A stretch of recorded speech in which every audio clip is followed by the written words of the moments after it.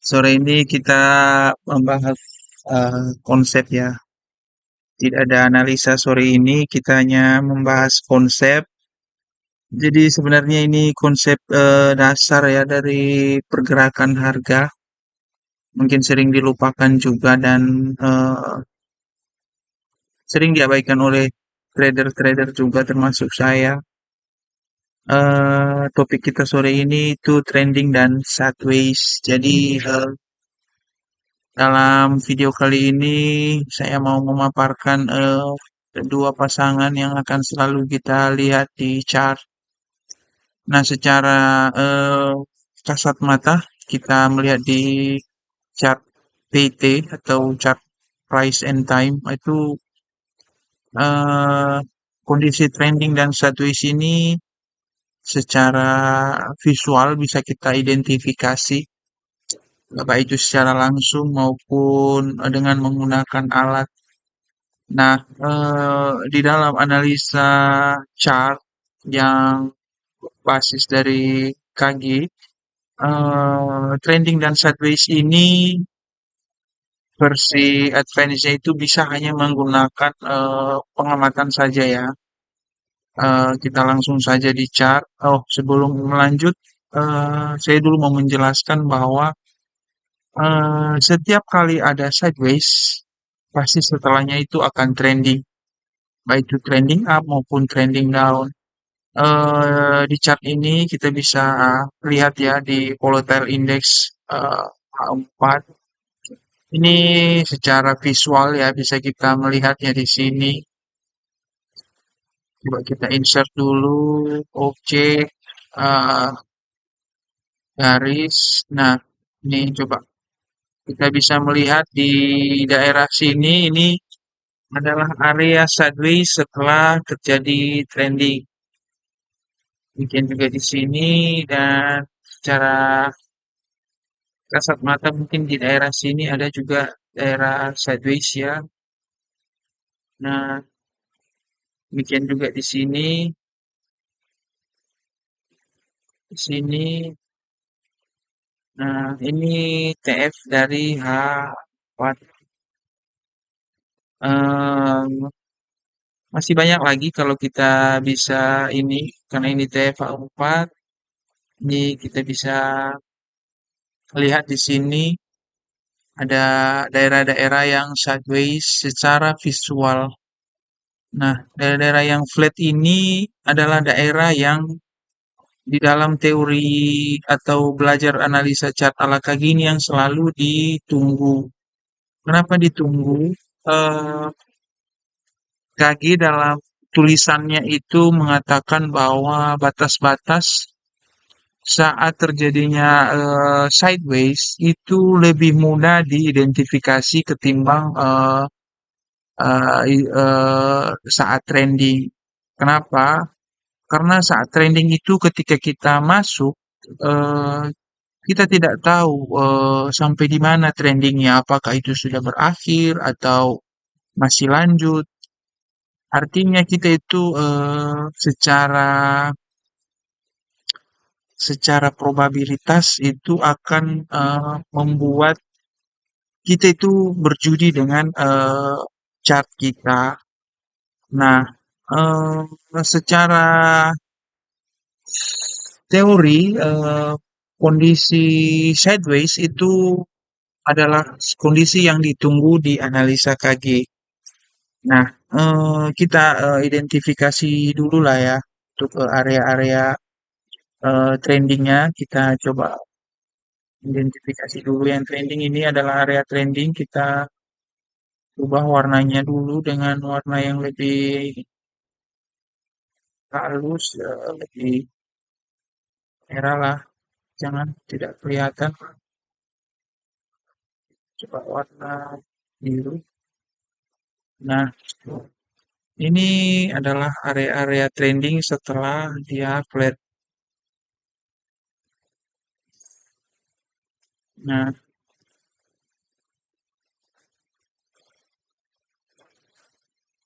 jadi mengapa area flat yang ditunggu-tunggu oleh Kagi dalam teorinya itu karena eee, area sideways itu bisa diukur lah batas bawah dan batas atasnya.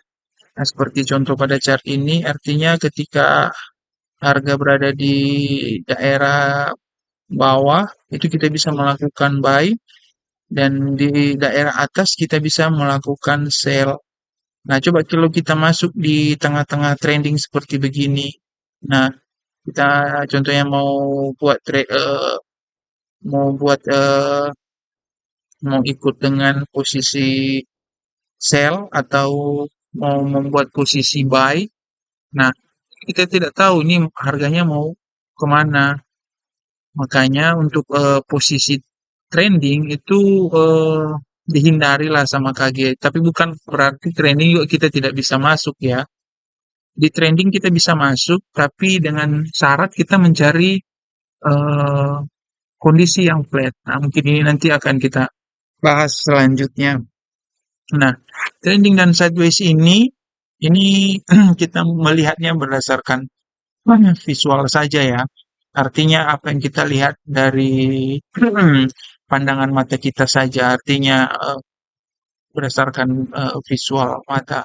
Nah, KG sendiri tidak menyarankan kondisi seperti begini.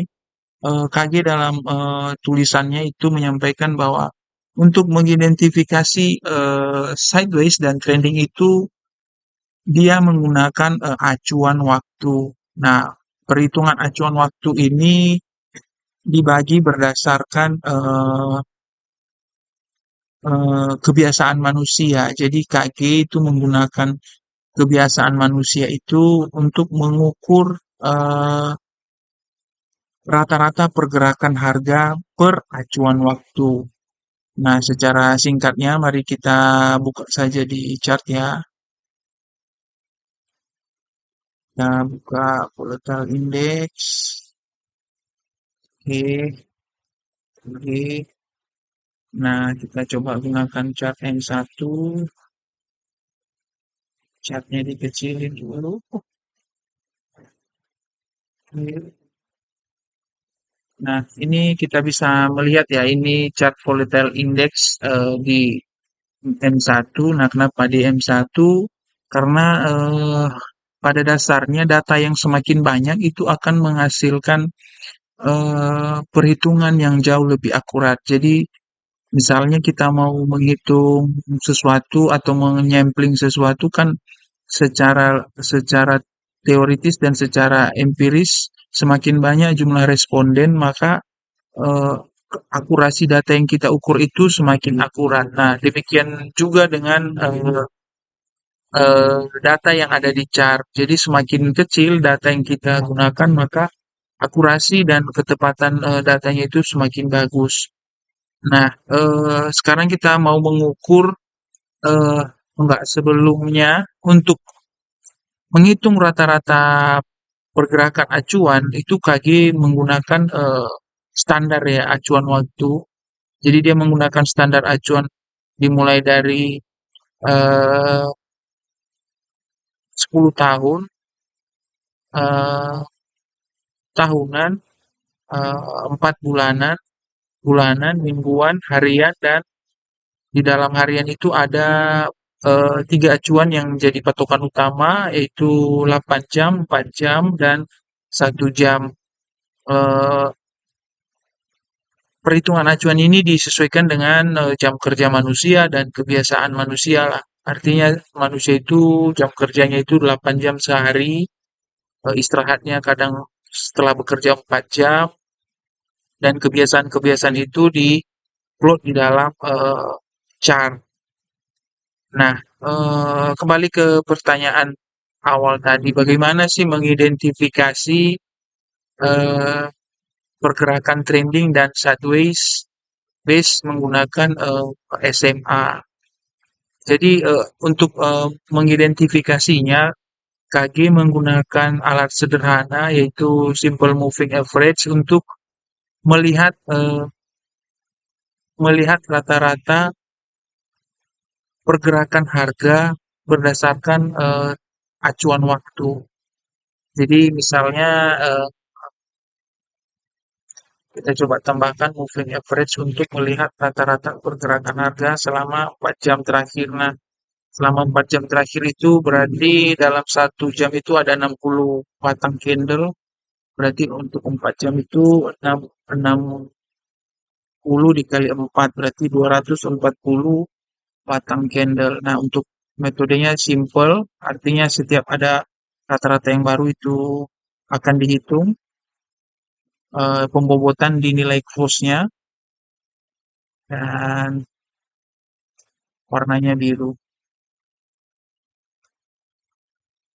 Nah, di sini kita bisa melihat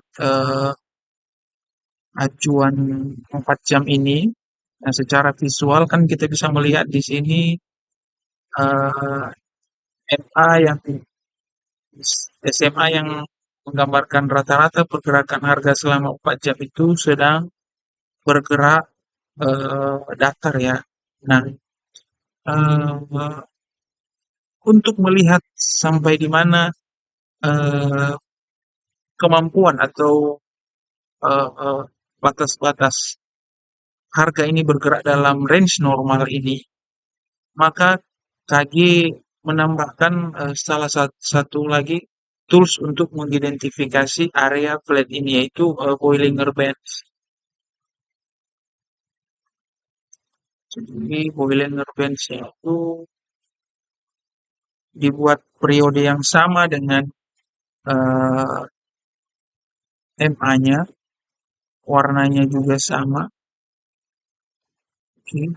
Nah, inilah Bollinger Bands yang standar deviasi satu.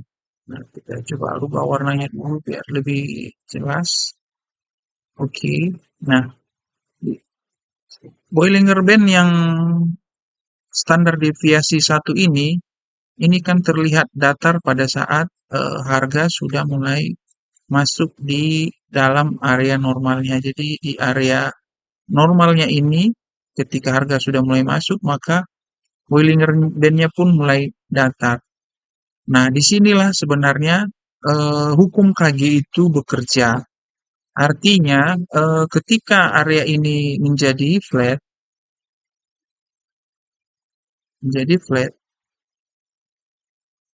maka secara kecenderungan batas-batas yang ada itu menjadi eh, itu menjadi batas atas dan batas bawah dari MA tersebut. Artinya ketika harga mencapai uppernya Bollinger Bands 4 jam ini adalah kesempatan kita untuk melakukan buy position, sell position, maaf.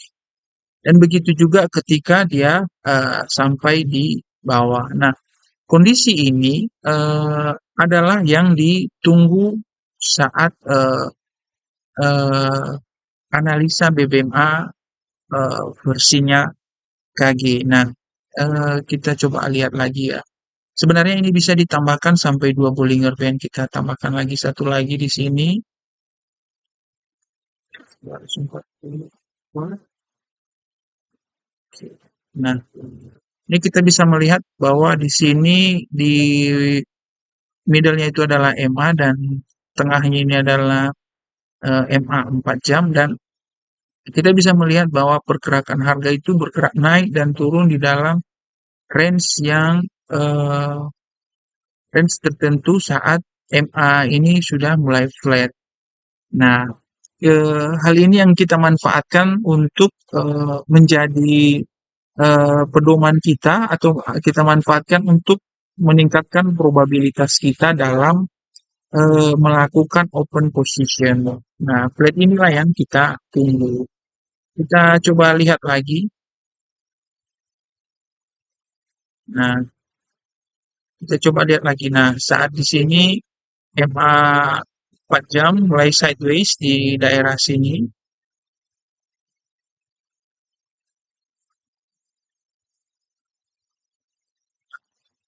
Sini mulai sideways. Jadi batas bawah dan batas atasnya itu menjadi pedoman untuk kita untuk melakukan buy dan sell position. Nah, Kenapa di sini juga harga bergerak turun? Pasti di sini juga sedang ada MA yang sedang flat. Coba kita plot MA-nya 8 jam ya. Nah, untuk MA 8 jam sendiri kita bisa mengalihkan dua ya, berarti 4 jam, berarti 8 jam, berarti 480. Nah, di sini kita buat periodenya, metodenya simple dan apply-nya dengan pembukutan pada nilai nilai akhir. Nah, di sini kita bisa melihat saat di area ini kita bisa mengetahui bahwa kondisi yang sedang terjadi di MA 8 jam juga sedang dalam kondisi sideways. Nah, salah satu juga yang menandakan sideways-nya zona MA 8 jam saat ini adalah ketika MA 4 jam ini melakukan crossing dengan MA 8 jam. Artinya kita bisa menyusun strategi ketika harga nanti mencapai standar deviasi 2 dari MA 8 jam itu menjadi tanda-tanda ke kita untuk melakukan sell position dari uppernya 8 jam. Nah, kita coba tambahkan Bollinger Band yang untuk eh, mengukur batas-batasnya. Buat sini kuning, oke, ini standar deviasi 2 ya. Dan ini standar deviasi 1.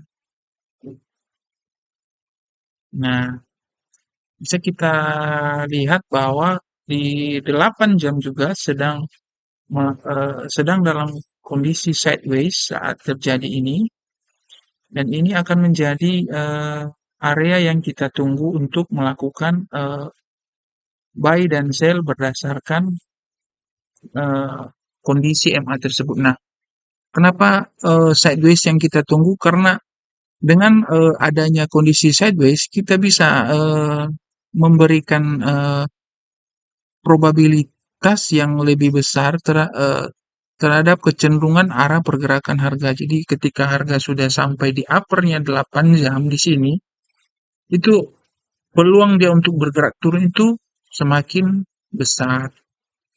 Nah, untuk masuk di saat trending, yang mungkin nanti akan ada video khusus untuk membahas itu, tapi secara umum, trending dan sideways ini,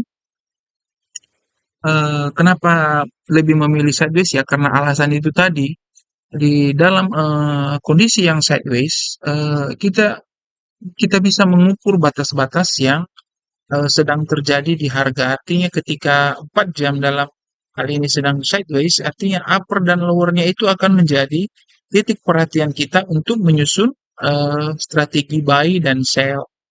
Eh, Ketika dia memasuki sideways condition itu adalah area yang kita tunggu untuk kita jadikan masukan dalam strategi kita. Nah, oke, mungkin lanjut di sini. Nah, ini kondisi terakhir di volatile index 75. Saat ini kita bisa melihat di area ini 4 jam sa- seandainya lanjut melakukan sideways, maka harga akan bermain-main dari upper ke lowernya dan akan naik lagi. Tapi sepertinya kondisi saat ini 4 jam sudah mulai trending down dan mungkin akan melakukan sideways condition di 8 jam. Nah, di sini kita bisa menyusun strategi. Strategi kita artinya kita tahu ini 4 jam akan melakukan sideways. Nah, di area di bawah ini kita bisa mengintip peluang untuk buy nantinya. Kita coba lihat apakah 8 jam ini akan bergerak sideways ke depannya nanti karena ini secara eh, secara kecenderungan ketika ini sideways, maka ada peluang buy nanti tercipta di bawah ini. Nah, demikian juga saat kita me- menggabungkan dengan analisis wave, artinya ketika harga mungkin nanti sampai di lowernya 8 jam, mungkin di situ ada eh, area yang menjadi batas-batas kritis dari gelombang gelombang ini.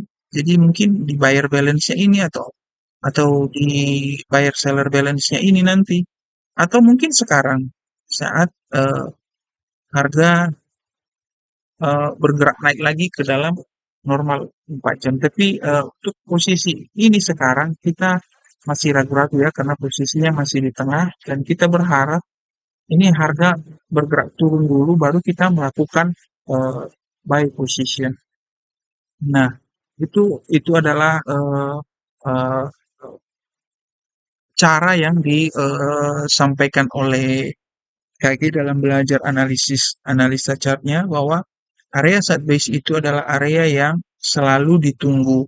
Kenapa area sideways itu adalah area di mana batas-batas harga itu sudah jelas dan kita juga jelas posisi stop lossnya. Artinya ketika harga berubah menjadi trending, maka posisi yang sudah kita open tadi kita akan close. Nah, eh, seperti kondisi sekarang kita coba hilangkan dulu jamnya ini kita ganti menjadi biru. Nah, oke. Kita bisa melihat di sini di 4 jam ini sudah memasuki kondisi trending down. Nah, trending down si 4 jam ini kapan berakhir? Ketika di dalamnya ini juga ada yang sideways, artinya di bawah 4 jam ini ada sideways-nya. Coba kita tambahkan indikator kita, indikator 1 jam, 60. Nah, kita tambahkan lagi Bollinger Band 60 merah. Nah, bisa kita lihat di sini bahwa eh, si 1 jam tadi sudah melakukan sideways condition di area atas ini. Artinya dia sudah mulai karena di acuan yang lebih kecil dia mulai sideways dulu di sini satu masuk ke dalam empat empat ini tadi harusnya ke atas tapi harga tidak menyetujui dan sekarang sideways-nya itu berpindah ke 8 jam. Jadi sideways ini juga selain yang ditunggu sifatnya itu juga mempengaruhi acuan yang lebih besar. Artinya sideways-nya itu berpindah. Artinya mempengaruhi. Nah, kalau kita tambah lagi acuan yang lebih kecil, misalnya MA15,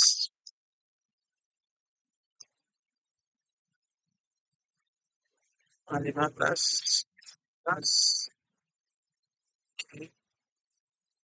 nah kita bisa melihat bahwa MA15 juga eh, ya tidak kelihatan ya, tapi terlihat bahwa ketika dia mengcross MA 1 jam ini, MA 1 jam itu bergerak datar dan harga bergerak dalam range tertentu. Nah, ini kita bisa melihat saat ini terjadi, harga itu hanya bergerak di dalam range tertentu saja. Nah, ini harga bergerak dalam range tertentu saja. Artinya 1 jam ini bergerak dalam range tertentu. Nah, ini kita bisa dapat memprediksi kapan ini trending down berhenti. Itu artinya ketika harga ini bergerak masuk ke dalam EMA 1 jam dan 1 jam ini berubah menjadi sideways. Nah, akan tetapi kondisi sekarang itu setelah 1,4 itu sideways, kemungkinan 8 jam ini akan dibuat sideways juga. Dengan catatan si 4 ini bergerak turun dan mengcross si 8 jam. Nah, demikian saja dulu penjelasan mengenai trending dan sideways di Bollinger Band dan MA-nya KG. Nah, satu hal juga yang menjadi catatan penting sebelum berakhir itu kondisi trending dan flat itu eh, ketika trending itu di dalamnya itu pasti ada yang sedang flat. Misalnya di MA 1 jam ini sedang sideways, maka yang trendingnya itu adalah MA 15. Nah, ketika si 4 jam sedang sedang flat, nah ya misalnya di sini, di dalam ini, sedang sideways, maka harga itu sedang trending di 1 jam. Mana tanda-tanda trendingnya itu ketika harga itu berada di luar Bollinger Band-nya si 1 jam. Nah, itu adalah catatan penting yang tetap kita perhatikan supaya kita tidak terjebak dengan open position kita. Nah, posisi sekarang ini strateginya kita menunggu dulu harga bergerak sideways atau ke bawah Bollinger Band 8 jam ini sambil melihat reaksi harga nanti di batas-batas ini. Nah, demikian saja dulu penjelasan panjang mengenai Bollinger Band. Terima kasih, selamat sore dan selamat bertrading Ria.